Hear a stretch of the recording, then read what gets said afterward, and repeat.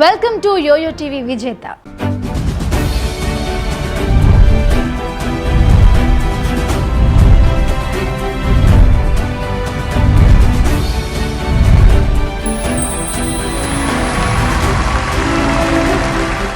అద్భుతాలు సృష్టించాలి, ఏదో క్రియేట్ చేయాలి అన్నది ఆ కుర్రాడి ఆలోచన.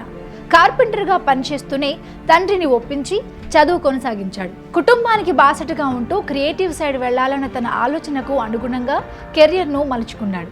వేలాది యాడ్ ఫిలింలను రూపొందించి విదేశీ సంస్థలను అబ్బురపరుస్తున్నారు. అచీవర్ స్టోరీస్ సగర్వంగా అందిస్తున్న production company Scintilla creations founder Kemburu Satish Kumar success story.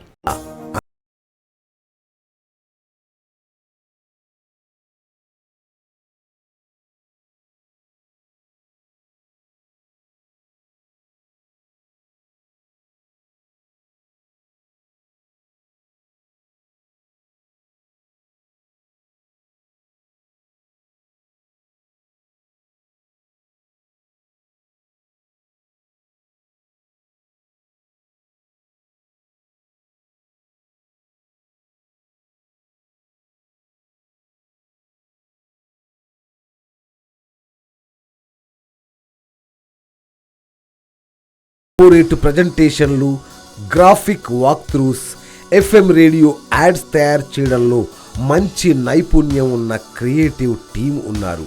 తక్కువ వ్యయంతో ఆకట్టుకునేలా ఫిల్మ్ తయారు చేయడం సింటిల్లా ప్రత్యేకత. విజువల్ మీడియా, బ్రాడ్కాస్ట్ ఇండస్ట్రీలో అనతి కాలంలోనే సింటిల్లా మంచి పేరు సంపాదించింది. అత్యాధునిక కెమెరాలు, music composing equipment, sound recording, editing studio అంతర్జాతీయ స్థాయిలో కొలువుదీరింది. National film development corporation, department of audio video production ధృవీకరణ పొందింది. దక్షిణ భారతదేశంలో పూర్తి స్థాయిలో యాడ్ ఏజెన్సీ ఇదొక్కటే కావడం విశేషం. ఇప్పటి వరకు ఈ కేంద్రానికి 8 కోట్లు ఖర్చు చేశారు. 70 మంది ఉద్యోగులు పనిచేస్తున్నారు. ఇక్కడే శిక్షణా కేంద్రం కూడా ఉంది. 5736 మందికి వివిధ అంశాల్లో ట్రైనింగ్ ఇచ్చారు. అందరూ అనేక సంస్థల్లో మంచి ఉద్యోగాల్లో స్థిరపడ్డారు. నేషనల్ ఎంపానల్మెంట్ అయిన తర్వాత NFDC national film development corporation నుంచి ఎంపానల్మెంట్ సాధించుకున్నాం. దాని తర్వాత నేషనల్ లెవెల్లో అండ్ ఇంటర్నేషనల్ లెవెల్లో డెలాయిట్ ఇలాంటి ఎన్నో కంపెనీలకు ఫిల్మ్స్ చేసాం. హుండాయ్ లాంటి ఇంటర్నేషనల్ కంపెనీకి కార్పొరేట్ ఫిల్మ్స్ చేసాం. ADP, ఫ్యాక్ట్సెట్, కామ్వాల్ట్ లాంటి ఎన్నో సాఫ్ట్వేర్ దగ్గర కంపెనీలకు కార్పొరేట్ వీడియోలు చేయగలిగాం. దాంతోపాటు రిటైల్ ఇండస్ట్రీలో Marico, revive and Medicare and Set Wet gel లాంటి కంపెనీలు and pick and hook and online shopping mall. ఈ పిక్ అండ్ హుక్కి వెబ్ డెవలప్మెంట్తో పాటు దాని వెబ్సైట్ తయారు చేయడం, దాని యాడ్ ఫిల్మ్స్ తయారు చేయడం, కార్పొరేట్ ప్రెజెంటేషన్స్, ఎవ్రీథింగ్ మేమే డెవలప్ చేసాం. సో దీని ద్వారా not only corporate presentations, ad films, branding, brand strategy ఇవన్నీ కూడాను చేయగలిగాం. ఇవన్నీ కూడాను చేయడానికి కావాల్సిన టీంని ఏర్పాటు చేసుకోవటం దగ్గర నుంచి ఎవ్రీడే లెర్నింగ్, ప్రతిరోజు ఒక విషయాన్ని నేర్చుకున్న విషయాన్ని ఇంప్లిమెంట్ చేయటం, కొత్తగా ఏ టెక్నాలజీ మార్కెట్లోకి వచ్చినా ఆ టెక్నాలజీని అడాప్ట్ చేసుకోవటం, ఆ టెక్నాలజీ నేర్చుకోవటం, దాన్ని కొనుగోలు చేయడం, దాన్ని వాడడం, ఇది కంటిన్యూస్ ప్రాసెస్ లాగా పెట్టుకున్నాం. అది సింటిల్లాకి బాగా ఎసెట్ లాగా మారింది. సంకల్ప బలం ఉంటే కష్టాలు అడ్డురావని నిరూపించారు ఆయన. తీవ్ర ఆర్థిక కష్టాలు, చదువుకోవాలన్న ఆసక్తి, ఆచరణ రూపుదాల్చకపోవడంతో దూర విద్య ద్వారా చదువు కొనసాగించాలని నిశ్చయించుకున్నారు. ఆ తర్వాత పాత్రికేయ వృత్తిలో చేరి ఒకవైపు రిపోర్టర్ జాబ్, మరోవైపు పిల్లల ట్యూషన్లు, ఇలా కష్టాల బాటలో లక్ష్యాన్ని సాధించారు సతీష్. సతీష్ స్వస్థలం శ్రీకాకుళం జిల్లా పాలకొండ. నిరుపేద కుటుంబం. ఆయన తండ్రి వెంకట్ నాయుడు కార్పెంటర్, తల్లి అప్పల నర్సమ్మ గృహిణి. సతీష్కు 6 అక్క చెల్లెళ్ళు. పిల్లలు పెద్దవారు అవుతున్న కొద్దీ ఖర్చులు పెరిగాయి. దీంతో సతీష్ చదువు మానేసి పనిచేయాల్సిన పరిస్థితి. 7వ తరగతి కాగానే చదువు మాన్పించారు. తండ్రితో కలిసి పనులకు వెళ్లాల్సి వచ్చింది. నాన్న ఎంత కష్టపడ్డా ఆదాయం పెరగడం లేదన్నది సతీష్ ఆవేదన. అటు పనులకు వెళ్తూనే దూర విద్యలో 10వ తరగతి చదివారు. కుటుంబం వైజాగ్కు మారింది. అక్కడ ట్యూషన్లు చెబుతూనే ఎలాగోలా డిగ్రీ పూర్తి చేశారు సతీష్. ఇంటర్ డిగ్రీ పిల్లల కోసం ట్యుటోరియల్స్ నడిపారు. వైజాగ్లో 1996లో వార్త దినపత్రికలో రిపోర్టర్గా చేరారు సతీష్. తనకు నచ్చిన కల్చరల్ బీట్ ఎంచుకున్నారు. 1998లో క్రైమ్ రిపోర్టర్గా కొత్త బాధ్యతల్ని స్వీకరించాడు. ఒకరోజు అక్కడ జరిగిన అగ్ని ప్రమాద సంఘటనని లోతుగా అధ్యయనం చేసి హృదయాన్ని కదిలించే అద్భుత కథనాల్ని అందించారు. మరో సంఘటనలో 8 ఏళ్ల అనాథ పాప విద్యుదాఘాతంతో మృతి చెందింది. కాలువలో పడ్డ మామిడి పండు తీసుకునే క్రమంలో ప్రాణాల్ని కోల్పోయింది. ఈ నేరం ఎవరిది అంటూ మానవీయ కోణంలో వార్తను అందించారు. విశ్లేషణాత్మక వార్తలను రాసి అనాస మందు అమ్మకాలు నిలిచేందుకు కారణమయ్యారు. 2000 సంవత్సరంలో ఈటీవీలో చేరారు. ఈటీవీలో వేతనం 3600 రూపాయలు. అప్పటికే ట్యూషన్ల ద్వారా అంతకు 3 రెట్ల ఆదాయం వస్తోంది. కానీ క్రియేటివ్ సైడు వెళ్లాలన్న ఆలోచనతో అంత ఆదాయాన్ని వదులుకొని ఈటీవీలో చేరారు. తండ్రికి మాత్రం జీతం 10,000 అని అబద్ధం చెప్పి తాను దాచుకున్న డబ్బుల్లోంచి నెలకు 7,000 రూపాయలు ఇంటికి పంపేవారు. ఉత్తమ ప్రతిభ కనబర్చడంతో 4 నెలల్లోనే వేతనం 7,000కు చేరింది. మీడియా రంగంలోకి ప్రవేశించాలి, మీడియా రంగంలోకి రావాలి, మీడియా రంగంలోనూ సినిమా రంగంలోనూ అభివృద్ధి చెందాలి అన్న ఒక ఏకైక లక్ష్యంతో ఐ స్టార్టెడ్ మై కెరియర్. నేను మొదట జర్నలిస్ట్గా నా కెరియర్ స్టార్ట్ చేశాను. ఈటీవీలో పనిచేశాను. ఒక విధంగా ఈటీవీలో పనిచేసానని చెప్పడం కంటే కూడా ఈటీవీలో నేర్చుకున్నాను. ఈటీవీలో జీవితాన్ని నేర్చుకున్నాను. ఎలా చేయాలి, ఏం పని చేయాలి, ఎలా పని చేయాలి మొత్తం అంతా కూడాను ఈటీవీలో నేర్చుకున్నాను. అక్కడ పనిచేసిన ప్రతిరోజు కూడా ఒక కొత్త విషయాన్ని నేర్చుకోగలిగాను. అలాంటి ప్లాట్ఫామ్ అయింది నాకు ఈటీవీ. ఈటీవీలో పనిచేసిన ఎక్స్పీరియన్స్ వల్లే నేను ఈరోజు ఎదగలిగాను. సృజనాత్మక రంగంలో కృషి చేయాలన్న పట్టుదలతో ఎలక్ట్రానిక్ మీడియాలోకి అడుగుపెట్టారు. అక్కడే తన ప్రతిభకు మరింత పదును పెట్టారు. కెమెరా, దర్శకత్వం రంగంలో నైపుణ్యాన్ని సాధించారు.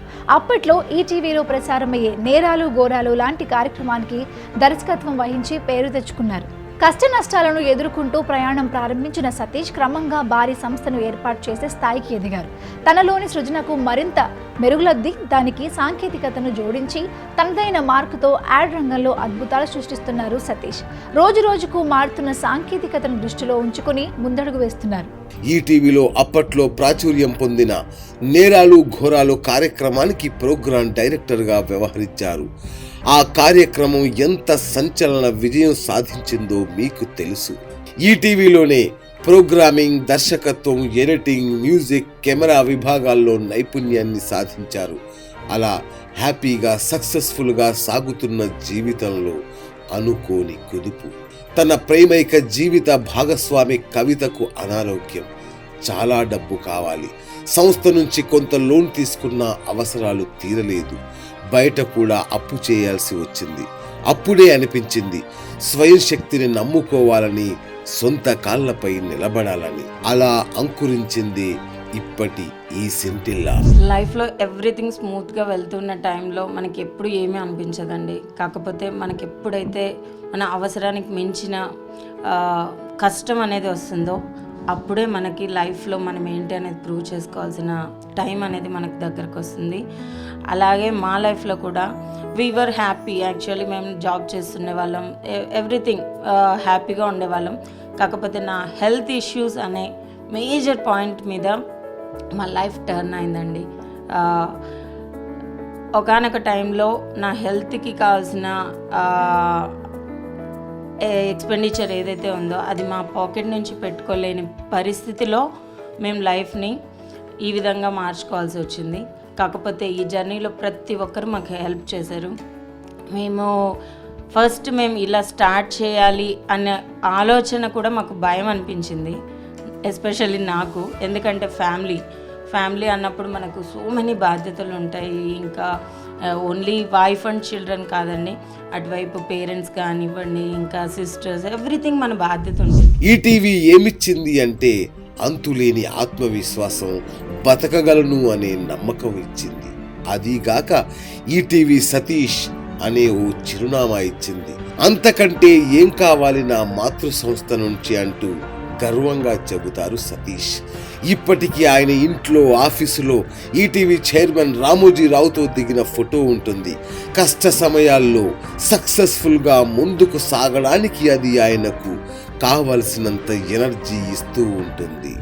ఈటీవీని విడిచిపెట్టి ఏదైతే నా ఆశయం సొంతంగా బిజినెస్ చేయాలి, ఎంతోమందికి ఉపాధి కల్పించాలి, మార్కెట్లో ఒక ముద్రని వేయాలన్న లక్ష్యంతో ఈటీవీ నుంచి బయటికి రావడం జరిగింది.